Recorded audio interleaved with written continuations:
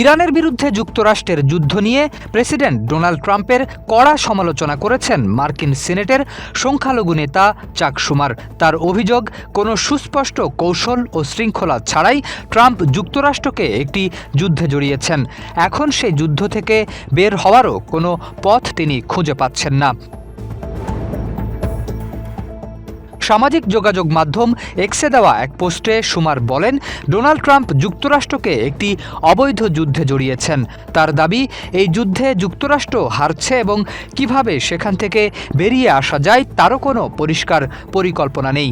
শুমার আরও অভিযোগ করেন, ট্রাম্পের কৌশলগত দুর্বলতা, শৃঙ্খলার অভাব এবং কার্যকরভাবে আলোচনায় বসতে না পারার কারণে মার্কিন সেনারা ঝুঁকির মধ্যে পড়েছেন।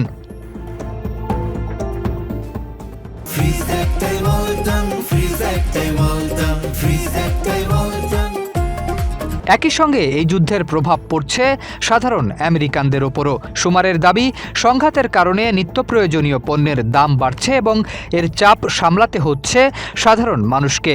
ট্রাম্পের নেতৃত্ব নিয়েও সরাসরি আক্রমণ করেন এই ডেমোক্র্যাট নেতা। তিনি বলেন, ট্রাম্পের নেতৃত্ব সম্পূর্ণ ও চূড়ান্তভাবে ব্যর্থ। এ অবস্থায় দ্রুত যুদ্ধ বন্ধ করে এর ফলে তৈরি হওয়া ক্ষয়ক্ষতি কাটিয়ে ওঠার উদ্যোগ নেওয়ার আহ্বান জানিয়েছেন শুমার। ইরানের বিরুদ্ধে সামরিক পদক্ষেপের বিষয়ে ট্রাম্প প্রশাসনের অবস্থান ভিন্ন। যুক্তরাষ্ট্রের পক্ষ থেকে ইরানের সামরিক সক্ষমতা মোকাবিলা এবং মার্কিন স্বার্থ সুরক্ষার প্রয়োজনীয়তার কথা বলা হয়েছে।